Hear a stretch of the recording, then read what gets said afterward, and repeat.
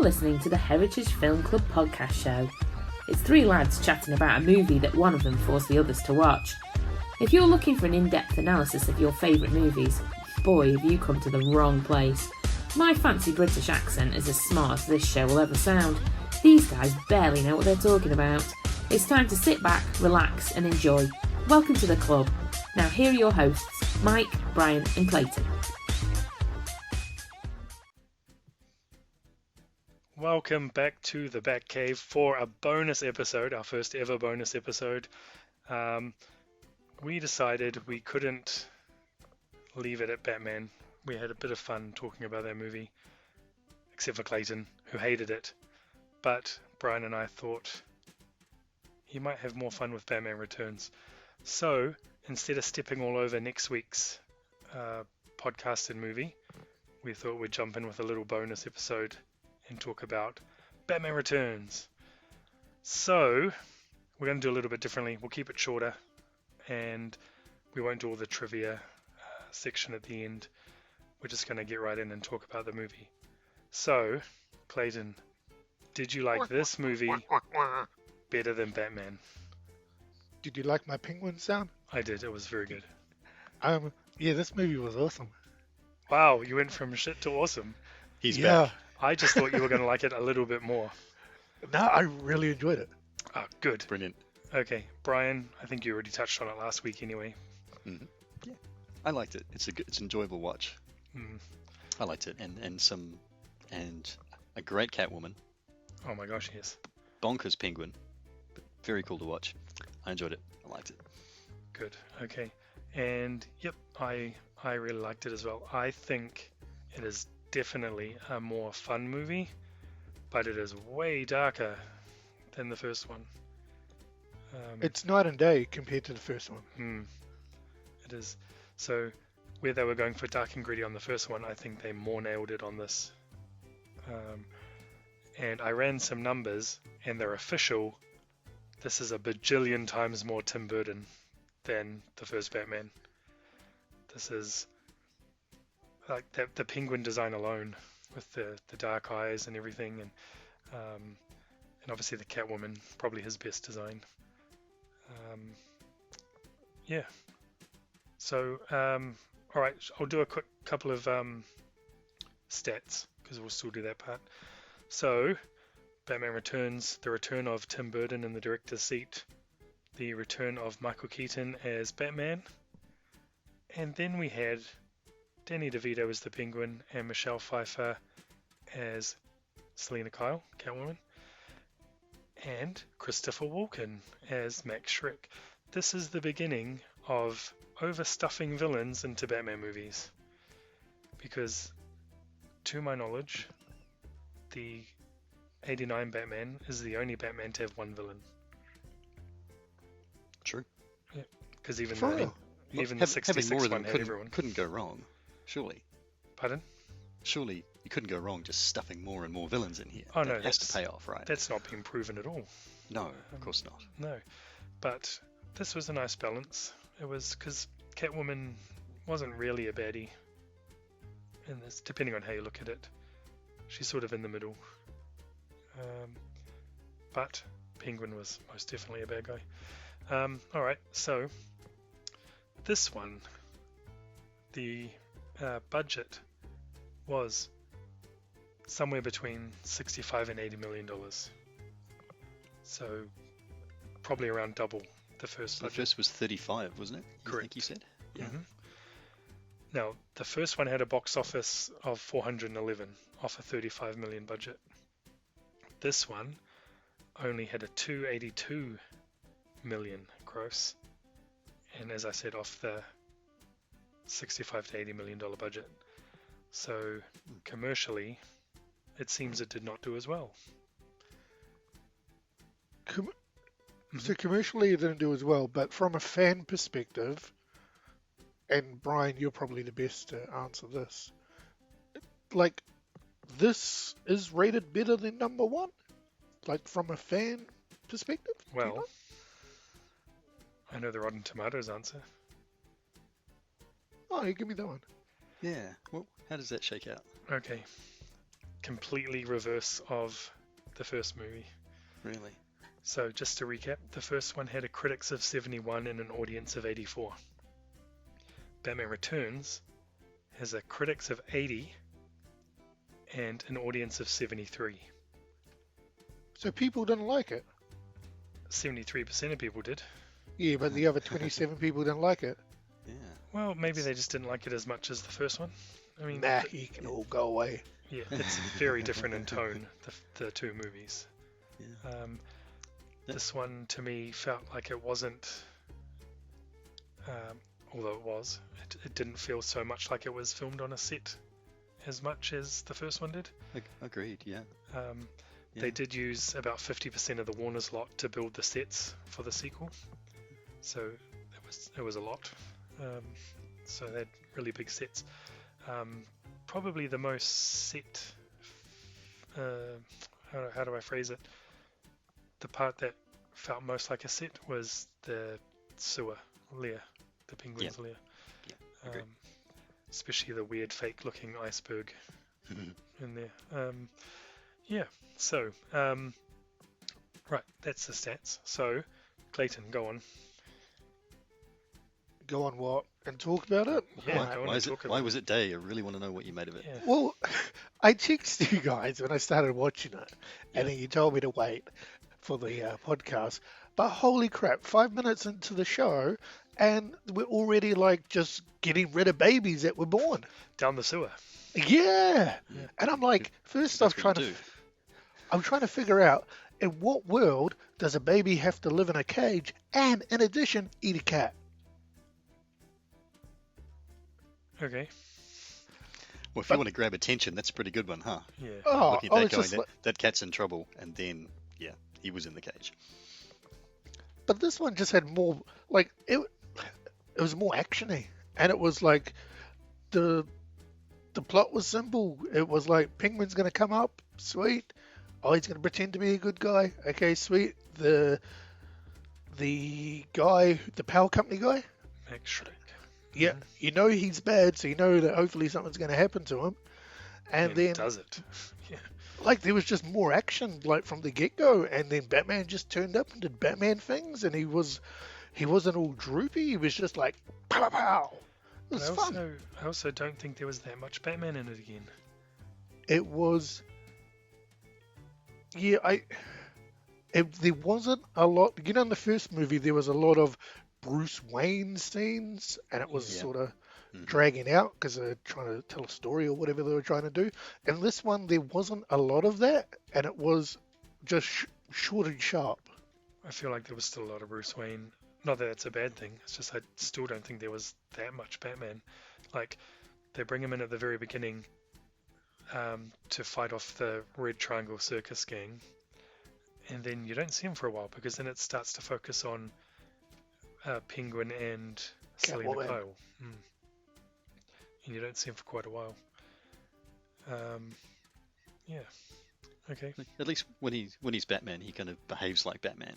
And it's, Yeah. like I said, not droopy is a really good way to put it. He's just kind of, he's in there, and it's like, you know, he's talking to the commissioner, so it's become established that, you know, he's the good guy, and he's working with the cops and all that kind of thing, you know, and it launches. I think Clayton's right. It just kicks on straight away. Yeah, it does. Okay. So, any other comments, Clayton? Because that was pretty short and sharp.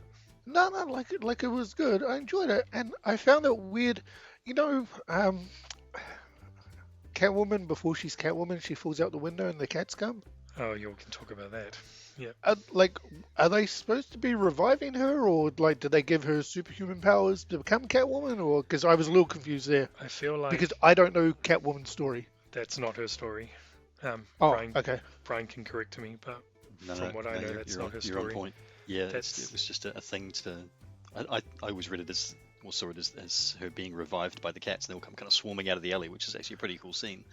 And then she's kind of brought back to life, if you like, you know, 9 lives and all that, maybe. Yeah. I almost feel like they marveled it because it seems that origin for Catwoman seems more like a Marvel origin. Like, well, she's bitten by cats, and then becomes, Yeah. and then she's got Yeah. karate skills and whip skills and gymnastics skills, and she That's was what I just like thought. she was like a I can't think of the word, not frumpy, because she's not frumpy, but she's just like this downtrodden introvert, and then after being bitten by cats, she goes full theme. It was really That interesting. Yeah. that was the only like down point I had, because I was sort of lost, because I was like, are the cats supposed to be superhuman or what? Because I didn't know how she turned into Catwoman besides the cats, so I was like, I But guess for the besides movie, that, Some sort of weird mystical thing, yeah. yeah, I think they just had to show something for the non-comic audience to have her become Catwoman, maybe. Yeah. How do you get from downtrodden Selena to, well, Catwoman, really? Yeah. You have to do something to kind of jumpstart it, Because in the comics, she's not even downtrodden Selena. No, not at all. She's Yeah, Catwoman because she was a cat burglar, and she was called the Yeah. Cat. And then in year one, was she a prostitute or was Yeah. she? Yeah. Yeah, basically, yeah. Frank Miller went with that pitch, and they were never going to do that in a What? kids' movie. No. Well, Yeah, pretty well. Mm. Yeah, that's where she starts off when they sort of that year one reboot. Still classic comic, but it was very big change. Yeah. So he didn't go that route, but he went Yeah. the more Marvel route, for lack of a better term. Yeah, pretty well. Yeah, and I think we all know Brian's thoughts on Michelle Pfeiffer. Not you guys listening, but on Michelle Pfeiffer in general, but also Catwoman. Definitely a favourite actor, and I thought she was a really good choice to play. I think it was, not necessarily thinking about beforehand. I don't think she's someone that I would have ever thought, yeah, she'd make a great Catwoman. But I think once she was in there, so she played it really well. It was just really fun, really interesting. Yeah, she played both. You and I parts fan cast that a fair few times over the years, Mike, and later versions. Yep. But yeah, it was definitely well. Let's be honest, not Halle Berry, not the Halle Berry Catwoman. Let's say no more about that. But yeah. that movie came out because there was originally going to be a Michelle Pfeiffer Catwoman movie, which never happened, and we ended up getting the Halle Berry one instead. Yeah. Was Michelle Pfeiffer, did this movie make Michelle Pfeiffer a star, or? No, she was famous before this. Oh, she was famous Well known before that, okay, yeah. Yeah. Yeah, it's been like But this would have put her into a whole Scarface and different all of that. Yeah, stratosphere. completely. Okay. This, to the point where they had to have police guarding bus stops because people kept stealing the Catwoman posters out of them. No way. Yeah. So it was massive. I mean, Yeah. that suit, which is a cool design, let alone just looking really good. She was vacuum sealed in that. Did you know that? Yeah, I read that somewhere. Yeah. No so, way. I read the trivia after I watched the movie, and yeah. Yeah. So they suffer for your art. Tell you yeah, what. they put her in the suit, then vacuum sealed it, so she could only film for short periods of time. Otherwise, she'd start getting lightheaded. And obviously had to learn how to use the whip and everything. So, but she plays both parts really well. Her Selena Kyle is very different from the comics, but very cool. But very cool, and yeah, fits nicely with that Bruce Wayne too. I think It's, Yeah. you kind of get it. I think. And I love the scene near the end at Max Shrek's masquerade ball when they figure out who each other is. Yeah. And it's her really nicely breakdown, done. like her acting in that scene is fantastic. Do we have to fight now? Yeah, exactly. And she's like Yeah. tearing up, and she's just switching over. Oh man, it's so good. Yeah, and so I actually wanted to know, Brian, your thoughts, because this is an extremely different Penguin than anything before it. Yeah. What did you think of it?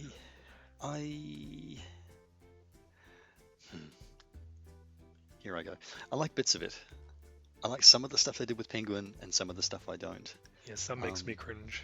Yeah, some of it, there's a little bit of, because in one of these movies, somebody has to chew the scenery a little bit, and Danny DeVito does that.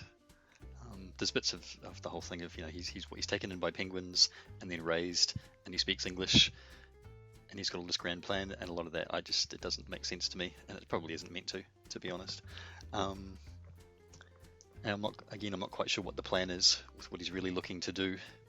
He's a pretty creepy penguin, and it's the whole hitting on women and gorging on the fish and all that kind of stuff. It's pretty out there, which probably isn't a bad thing if everybody's still remembering Burgess Meredith and Batman '66. Yeah.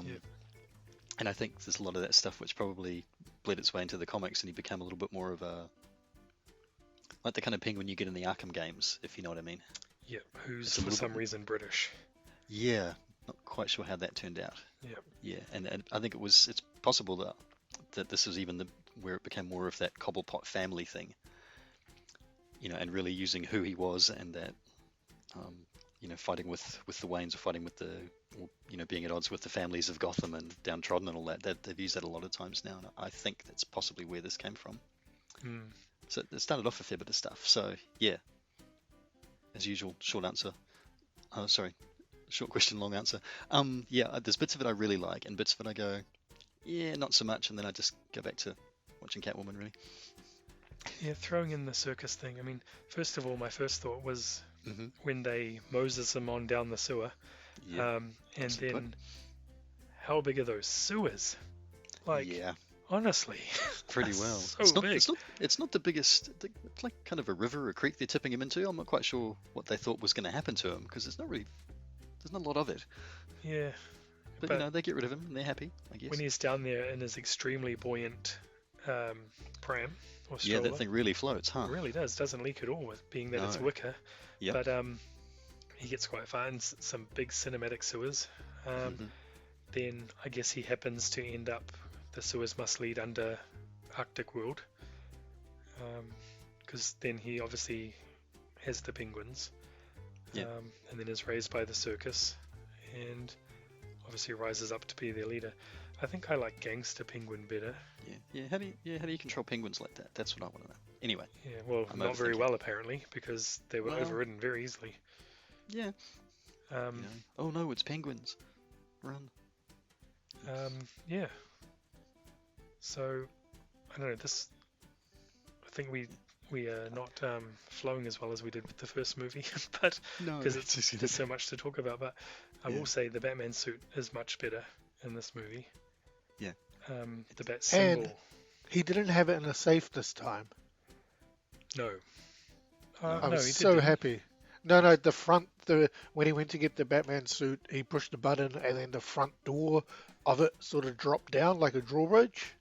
It wasn't like a big vault safe. I was like, yeah, you upgraded. Yeah. But again, the thing that ruins it for me is when he rips off his mask in front of anybody who mattered. And then that just shows how rubber it is. I mean, it's obviously just supposed to be like that, but it's, I don't know.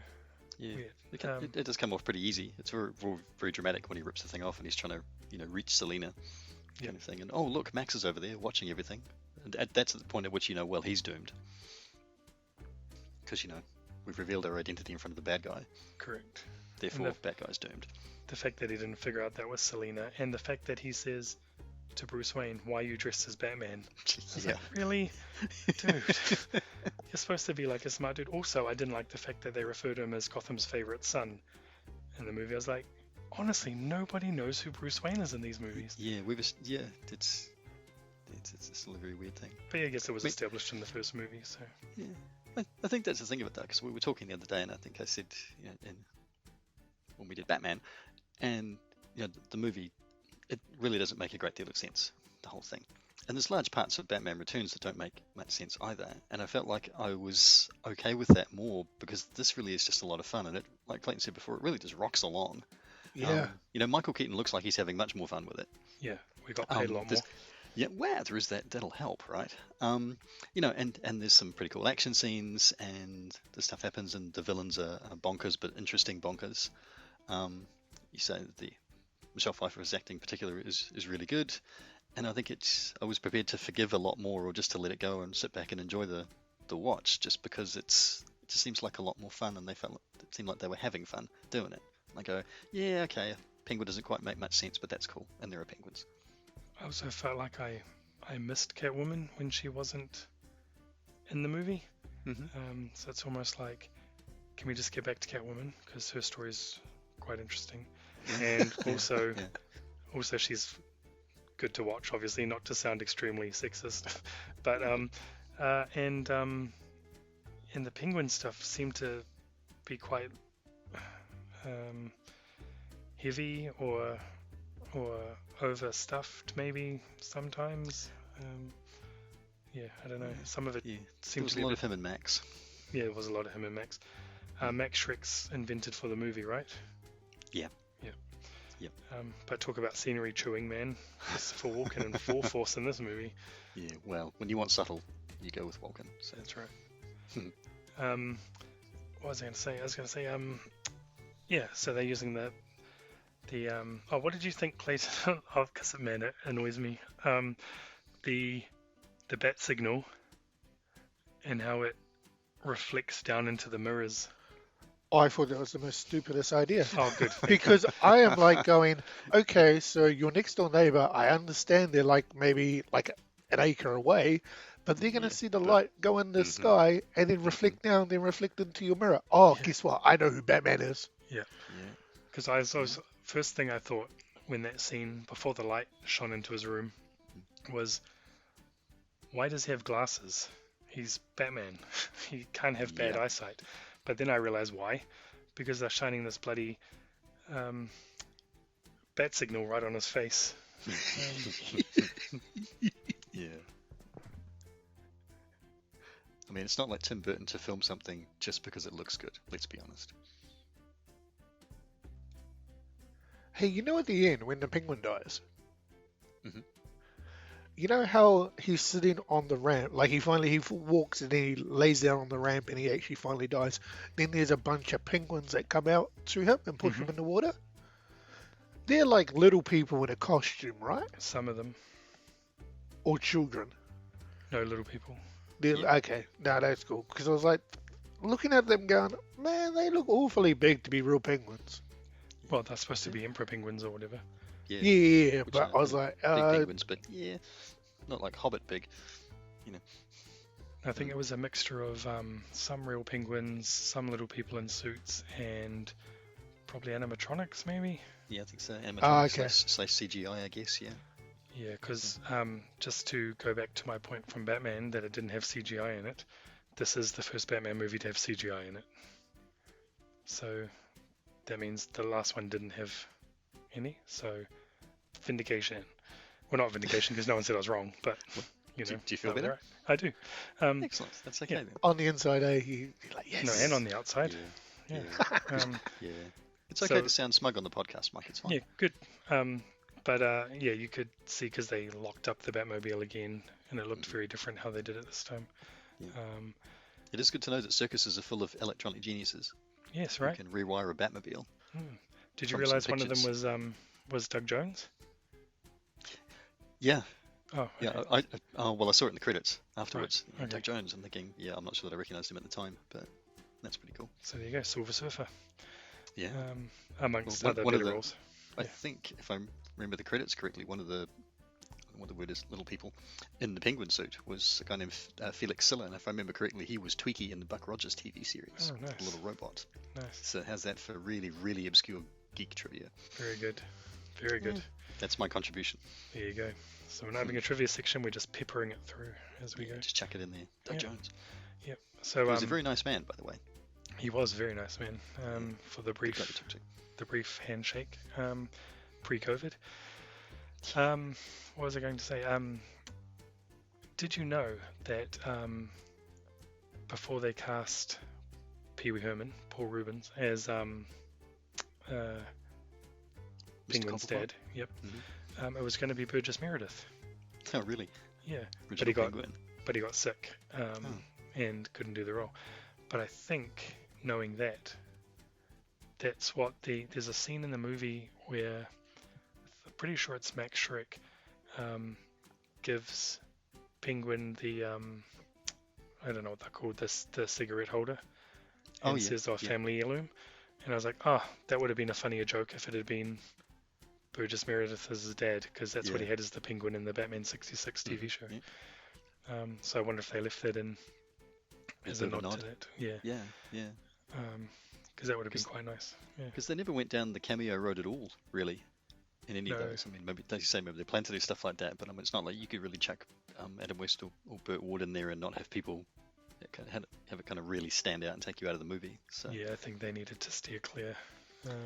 yeah, pretty well. Burgess Meredith, you could have gotten away with because he looks very different as the Penguin than he does in real life. Because Yeah. they got the fake nose and everything on him, True. and the weight. So you probably could have gotten away with that. Did you like the fact that Catwoman survives? She seems to be the only villain so far who has survived. Yeah, I did. Did she show up in any of the other Batman No one movies does. in this No. this series, or a series, or what do you no. want to call They it? didn't do a lot of backward references. I mean, there's like a kind of a half-hearted Vicky Vale reference, I think, in Batman Forever.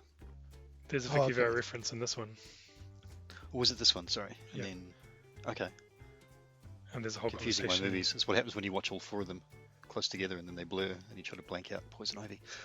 Yeah.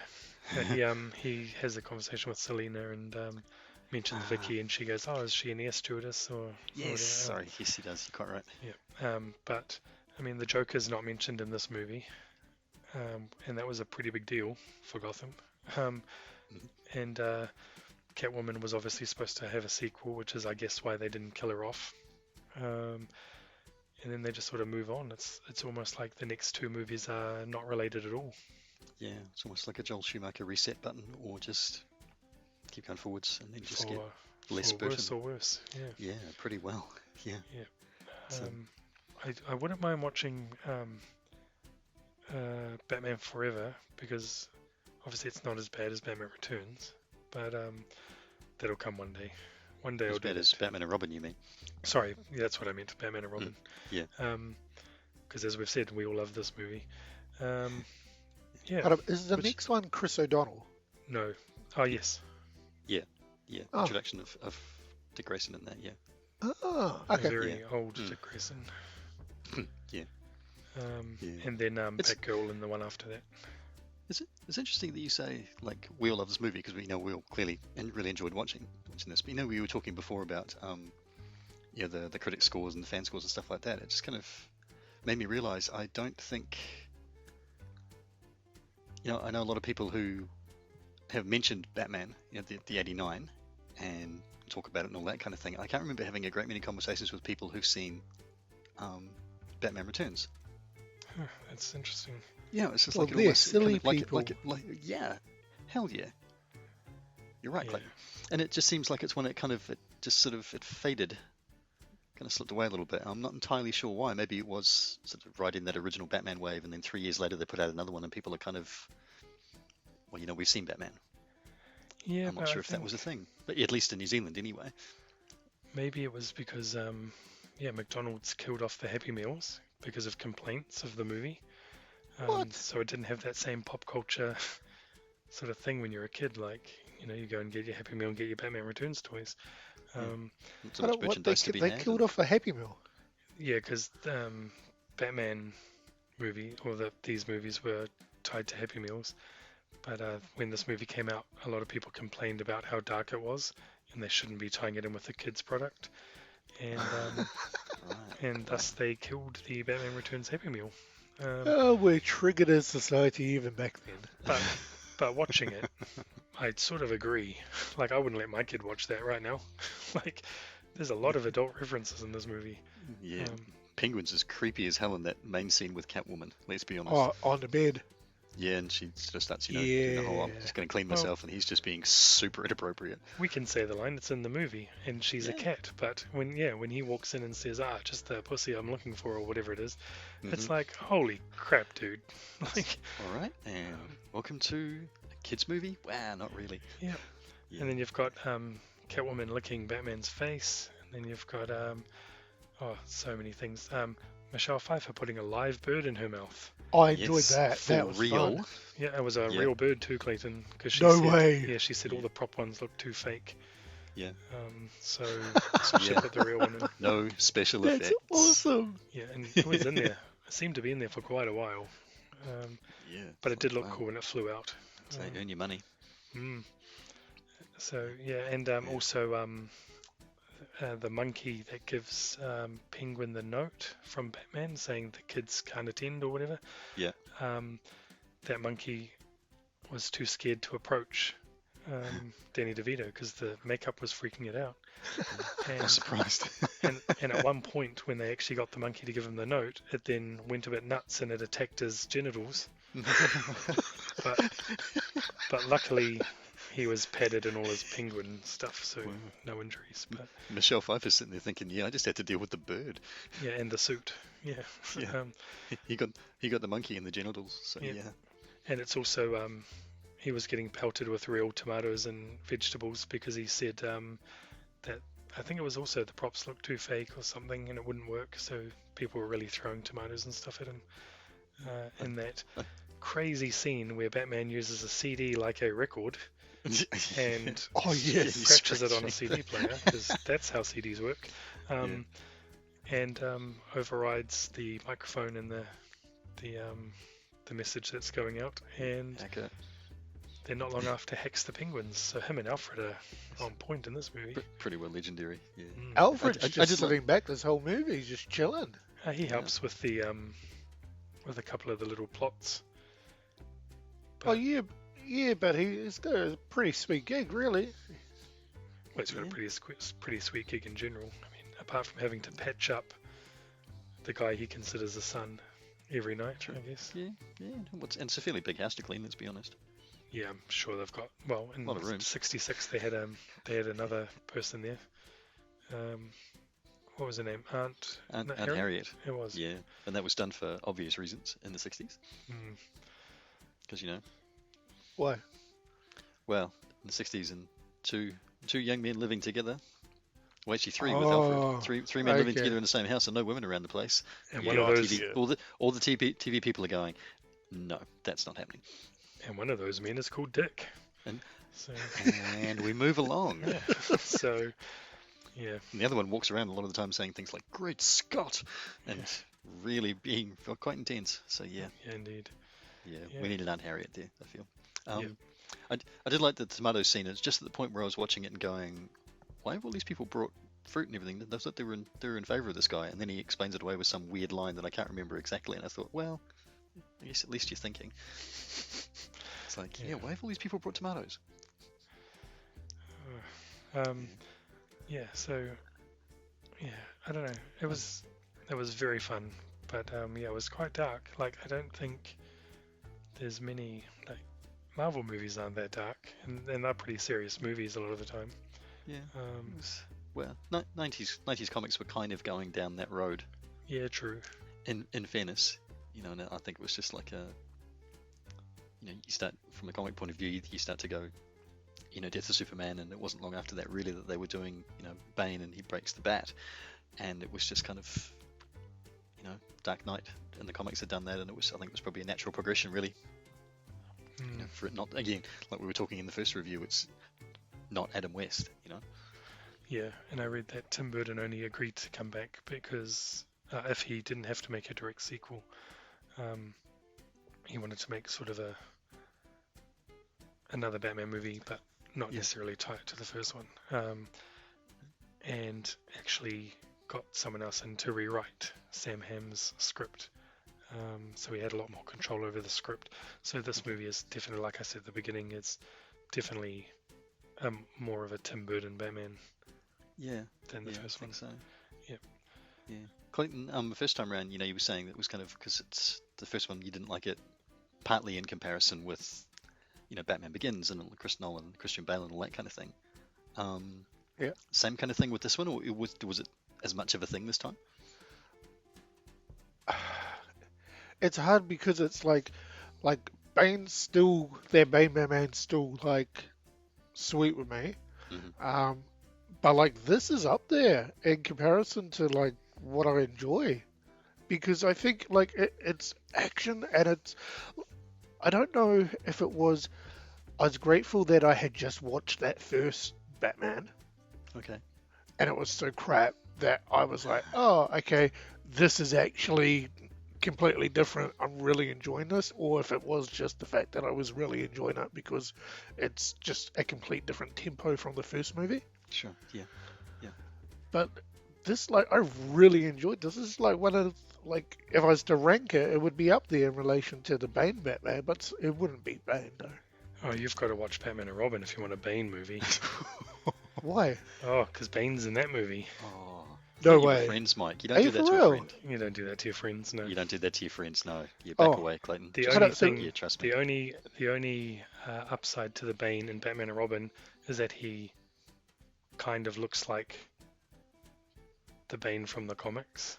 Hold up. So has Yeah, he got like- big like a- canisters of green ooze and then pump into his body or He wears something? the luchador mask. Yeah. He's played by a wrestler, but obviously Oh. he's still padded up a lot. Yeah.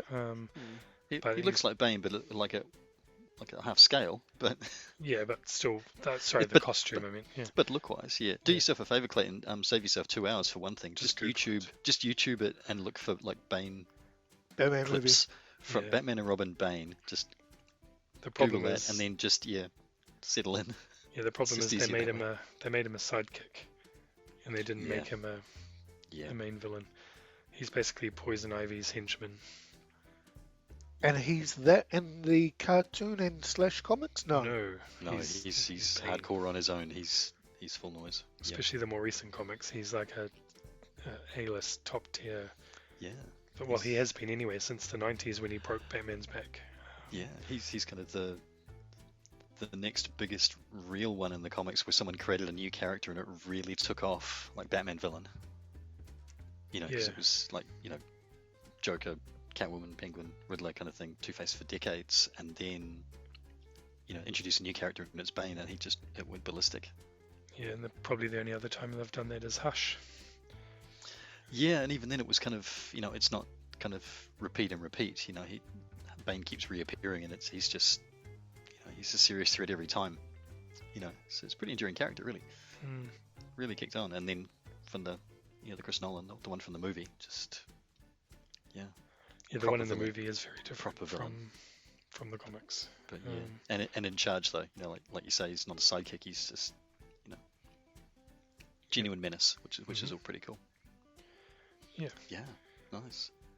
Good. So, any other thoughts on Batman Returns? I feel like we haven't talked about it as we all agree we like it. Yeah. Well, I think Brian, do you like it more than Batman? I think so. Yeah. I think so. Partly because it is my favourite Batman scene of all 4 movies, and really you're only picking out of 2 movies, but even so. And that's Catwoman in the department store, Oh yes. skipping with the whip and all that kind of thing, and she sets the bomb, in the microwave and all that kind of yes, thing. when And that she whole comes just the meow at the end of it. It's like that whole scene is just my favourite bit of all of the I Batman love movies that when of she- that yeah. block of Batman movies. When she's back flipping out and then lands right in front of the two of them, and Yeah. Meow. Hi, yeah, boys. so good, Yeah. so good, and it's just perfectly timed. It's just so Yeah. good. Plus, and as she said, she learned the whip, so it's all Michelle Pfeiffer doing the whip work and stuff. And Yeah. yeah, Because very cool for mine. I actually was thinking about when I was listening back to the Batman episode, and we were talking about favorite scenes and how we didn't really have any. And then I thought I actually did have a favorite, shot again, like I said, and that was a really cheesy shot from Batman '89. It was where the Batwing goes up in front of the moon, Oh yeah. and it makes the bat suit. I just love it. Oh, yeah. It's Yeah. so corny Yeah. and cheesy, but It's- I love it.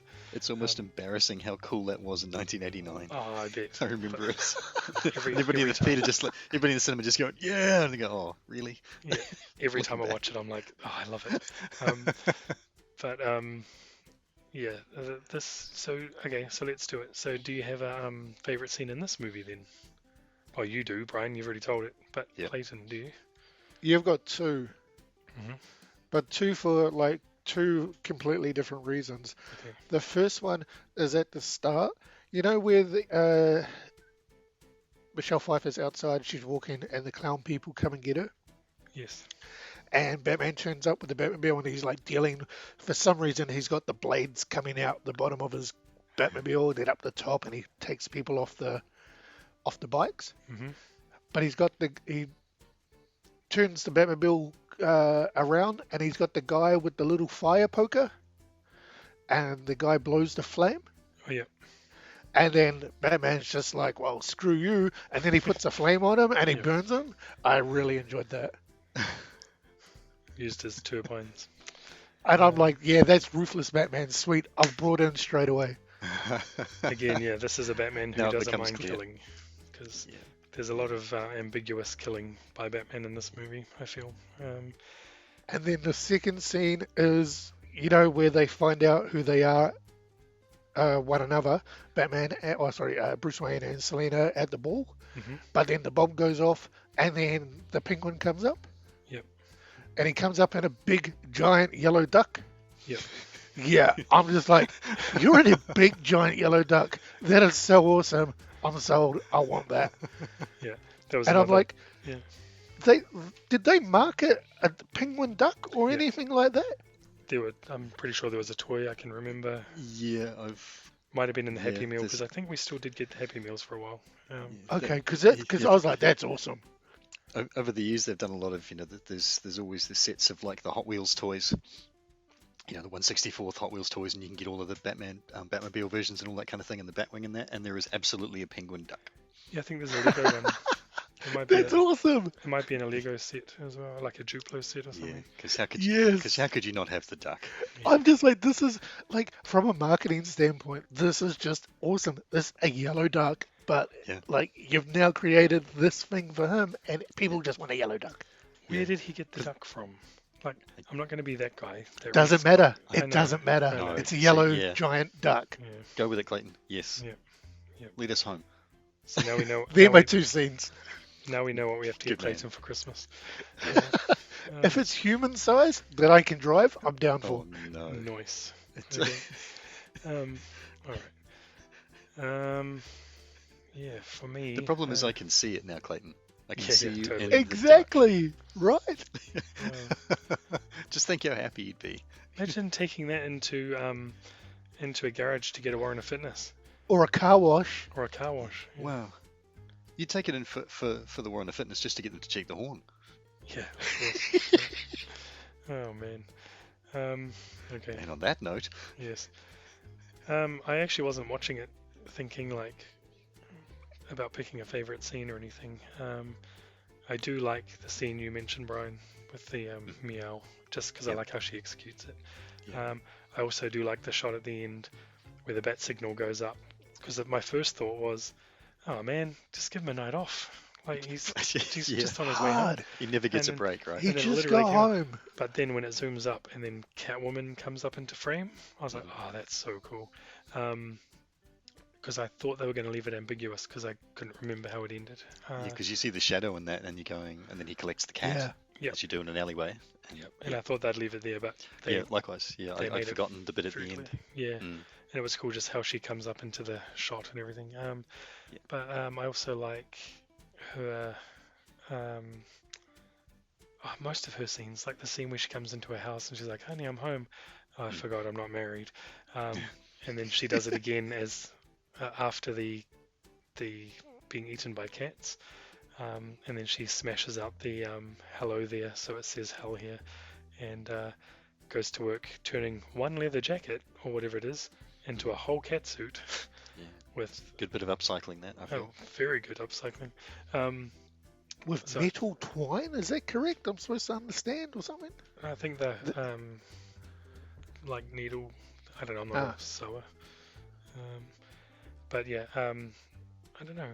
A lot of the Catwoman scenes, but I do like that scene at the ball where they figure out who each other are and she breaks down, and also the scene where she confronts Max Schreck at the end, and she's talking about her 9 lives and she's counting the bullets, and then kisses him with the taser from the beginning. Yeah. Yeah, nice Um, callback. Yeah, and come on, man. You take a 10-year-old kid and then Batman pulls that sheet metal away and you see that crispy corpse Mm-hmm. of Christopher Walken. Oh, yeah. Yeah, that's not going to give him nightmares. There's some nightmares, yeah, Oh, for sure. yeah. I did see a thing in the trivia about this one, and I will admit I completely missed it. It's the fact that at the ball, they're the only two who aren't in masks. True, but they do mention that in the dialogue. Yeah, no, it's the whole thing about it's that the whole thing of it's that Tim Burton being subtle of look, let's get psychological on this now. Yeah, Yeah, they're in and then costume. and kind of makes them it kind of makes them stand out. Which is the mask? Is it Bruce or is it the Batman?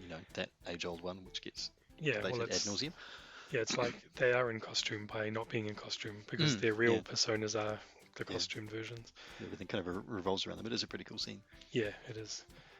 Cool. So I think I know Brian's answer, but Clayton, who's your MVP? The big yellow duck. Okay, yeah, I should have known. All right. Brian? Yeah, Catwoman. Yeah. Not just because of Michelle Pfeiffer, but genuinely, I think it's a really interesting take on Catwoman, and she does play really, really well. And it's not just villain. It's not Judy Newmar. No, it's a completely different take than the comics and even Batman 66. But it works. But it's not a bad take. Yeah, not at all. Adds to it, and I think that the comics have taken stuff from that Catwoman for sure. Yeah, I should say so. Moving on, even just the look of her suit later on and stuff. Certainly better than the purple one she had at the time in the Jim Ballant comics. Yeah, let's not. Yeah. Cool. Okay, so that's good. So that's a clean sweep. We all like this one. It was far less. I'll use the word again. Far less ambiguous than our round table for Batman '89. So, that was good. So glad you watched it, Clayton. I'm glad we. No, it's a good watch. Yeah. So Enjoyed it. Made up for Batman '89 then for you. Oh yeah, hard. And I feel like I actually picked Batman '89, so I'm like, oh, whoops, I should have picked this one. But in hindsight, I didn't even know what this one was. So. Well, that's how I felt about Falling Down when nobody liked it, and I was like, and then even I didn't really. I was sort of on the fence. I was like, oh, I picked wrong, but that's the point of it. So, you did a good thing because you picked '89, which me and Brian do like. Well, I hadn't seen it before, so yeah. Yeah, but even though you didn't like it, that led us to watch this, and you did like it, so it wasn't for nothing. Yeah, true. Yeah, and it gave us this bonus episode, so we've filled in. There's no gap between the weeks this time, so segueing nicely into our next episode. As we said last time, Brian's nephew Jared, who was a film student, not is, so is probably going to appear far smarter than any of us next week. Does he know Frodo? Low bar, yeah, but still, that's diminishing him if you say low bar. But we've set the bar very low. Yeah. He doesn't know Frodo as far as I'm aware. But can I ask him on the podcast? Could you? Yeah, I'm happy to. I think you have to now. Because if he's a film student, surely all film students know other film students and actors and so forth. Oh, yeah. Why? It's a small community because, it's New Zealand. How big is it? Yeah, it's New Zealand. They did Lord of the Rings at New Zealand, so it's like 2 degrees of separation. They're basically related. No, all right. You must ask the question now. I look forward to it. And so now we've mentioned Elijah Wood again. So the Batman '89 episode, I think, is the only one we haven't mentioned him in since Eternal Sunshine. Can we retcon it back in? Yeah, I was thinking, could I record something and just shove it in there? Because we needed that. And Go on, do it. But between him and Kate Winslet, I think we're pretty much covered. So yes. What would Vin Diesel do? I'm throwing another reference to you.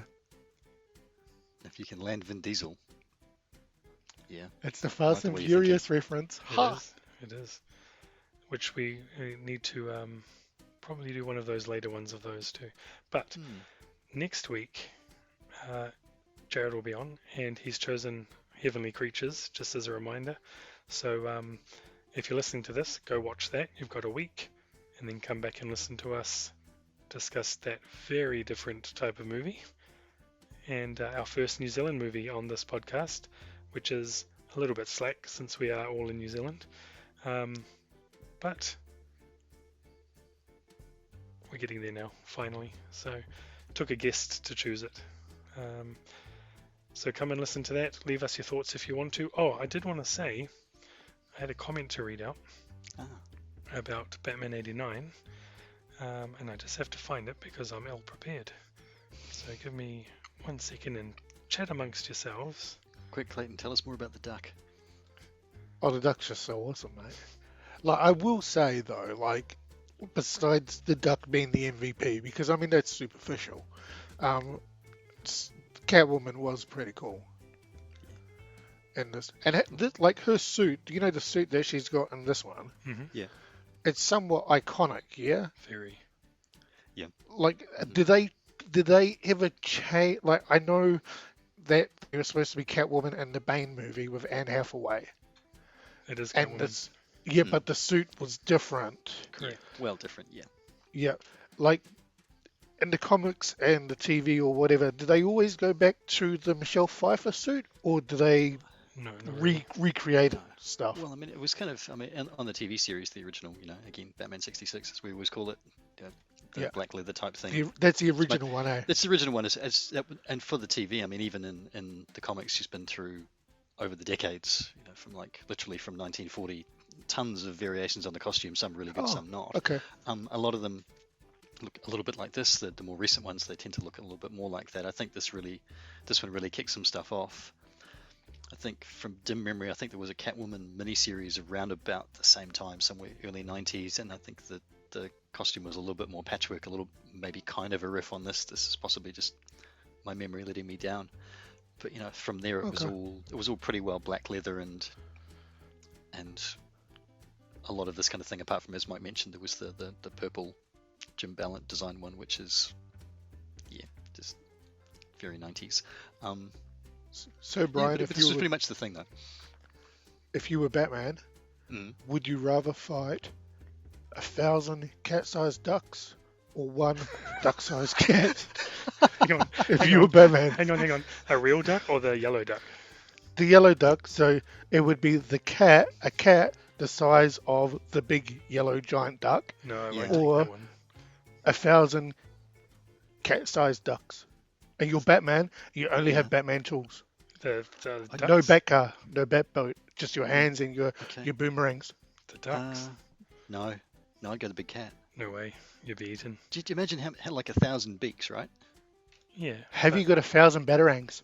Yeah, see, it's volume, isn't it? I wanted to bring that up too. How awkward is that battering? That just takes too much time to program and just throw it like a man. Oh yes. Yeah. Holy crap. And the dog held onto it and it didn't go off. Yeah. Yeah. It's a pretty talented dog. You were foiled by a puppy. It's like, geez. Okay, so hang on. Right, so I got a comment. So on Batman 89, this is a comment. So Dave Williams on Facebook says, "It's a fun and fantastic movie. I remember going to the theatre and seeing Michael Keaton play Batman to perfection, and Jack Nicholson was a very entertaining and twisted Joker. And then there was the Batmobile. Blew me away, and I've been a bigger Bat fan ever since." So I thought that was quite a good comment. It's completely contradictory to Clayton's views. Can you reply to his comment? I'm not going to reply what you're going to say. No. I would like to know whether he liked Batman 1 or Batman 2 better. That's all. Yeah. Can we have a follow-up comment from Dave? Okay, Yeah. I'll ask him. That'd be great. And thanks for Like the comment, Dave. nothing bad. Let's be I fair. I'm just curious now to see like if that was like it was big. The first movie was big for him. That's cool. Yeah. What was his opinion in relation to when the second movie came out? Like, was it as good or not? Yeah. Okay, well, we'll ask the question, and if Dave, you want to reply, then we'll read it out at the start of Heavenly Creatures, and that'll be the extent of our Bat talk on that one, because we don't want Have to to- overshadow that movie. Have to agree for sure though on the Batmobile. That was epic in '89, and Yep. it's still an extremely cool Batmobile, and you get it in a model or anything like that, and it's pretty awesome. Yeah, probably my second favorite, and Yeah. I don't Pretty like true. the Clooney and Kilmer ones at all. No, we're going to walk past those. Yeah. Wait for the Tumblr for the next really good one, but yeah, Yeah. definitely an iconic Batmobile. Hold up. Are you saying there was two more Batman after this guy? After Michael Keaton? Yeah, Val Kilmer's in number 3, and George Clooney's in number 4. Val Kilmer couldn't even do two movies. He only No. did one. He only did one. Crazy. Yeah. It's Batman. You think you just want to do them all, eh? I don't know. I guess it's just not for everybody. Yeah. And to be Yeah. honest, Each their own. I'm not sure that he got along. I think there was a whole him and Joel Schumacher thing, and it was just I think they were both pretty pleased when when Val Kilmer decided not to do the fourth one, and then George, and then we got a dead franchise. So we got a dead franchise, but we got a burgeoning career for George Clooney. completely. That was, he left ER for that, and I believe, and then he's become a huge movie star and director. I do have a question. I'm fairly sure he's pretty happy. Not with this movie. He's publicly apologized. No, true, but today he's probably a pretty happy man. Hey, Brian. Yeah, mate. You know when these movies came out, so the first Batman and then the second Batman, were there any other superhero-related movies come out at the time that were not so much as big as Batman, because I'm guessing Batman was the biggest, but was there any competition? Not good ones. No, not genuine competition. No, I think there hadn't really been a proper superhero movie really since the Superman movies, because Superman was a good run for a while, and then you got to 3, which Superman 3 got really goofy, and then Superman 4 it's the quest for peace, and if you've never seen it, and then if you watch it, then don't blame me. Basically, Batman followed the model. Pretty well. They got by 4. Everybody went, we should just probably stop doing this now, and I think I may be wrong, but even the next one that I can even remember, I mean, there was the Teenage Mutant Ninja Turtles movies, probably the next thing to pick up from there. True. Okay. And then there would have been, because Steel became a character in Superman around about the time of Death of Superman and all of that, and that was Shaquille O'Neal. Yep. And that's the only other one around about that time that I can remember. And unless I've repressed all the memories, the next big ones would be like the Bryan Singer X-Men, and that was like 2000. So. Okay, so there was a decent gap in between, what was coming out and the next ones. I think so. There's probably stuff in between which I'm just forgetting. I mean, there was like mainstream big though. There's even Catwoman in there. As we said, the Halle Berry Catwoman and Blade.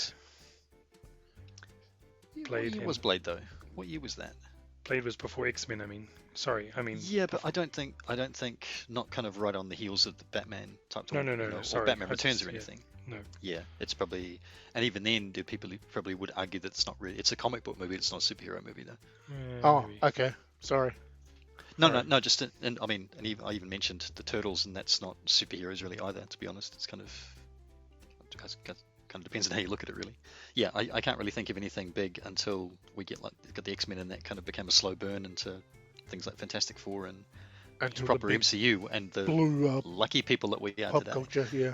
Yeah, and it wound up again. Yeah. Oh, cool. No, I was just curious. Just going back to the numbers and the rating, just was wondering if there was something at that time that sort of competed with it. That was all. No.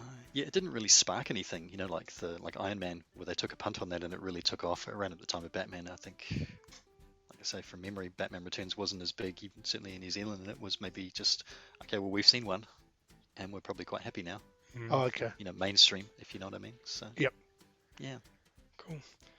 All right. So it seems we can't just have short chats about Batman, because we've now reached another hour. We're only aiming for half an hour for this bonus episode. But hey, it's still half an hour less than the Batman 89 episode. Edit away, Mike. Edit away. No. Just leaving all the bits about the duck. Yeah. Oh yeah, totally. Cool. We'll dedicate an episode to the duck one day. Yes. And we will come back and try and do Superman 1 and 2, I think, at some point as well. In a similar... Or Superman 2 might get its own episode, because it's pretty good. So, we will be back next week with Heavenly Creatures. So until then, have a good week. And we'll see you for that movie with our guest, Jared. See you later.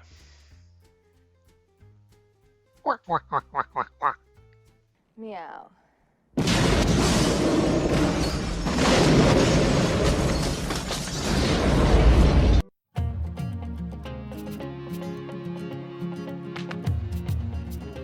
Loved what you've heard on this week's episode? Well, the answer is simple.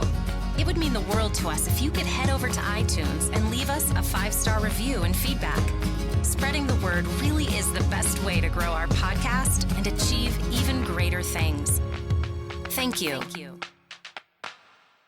That's the end. Thanks for listening.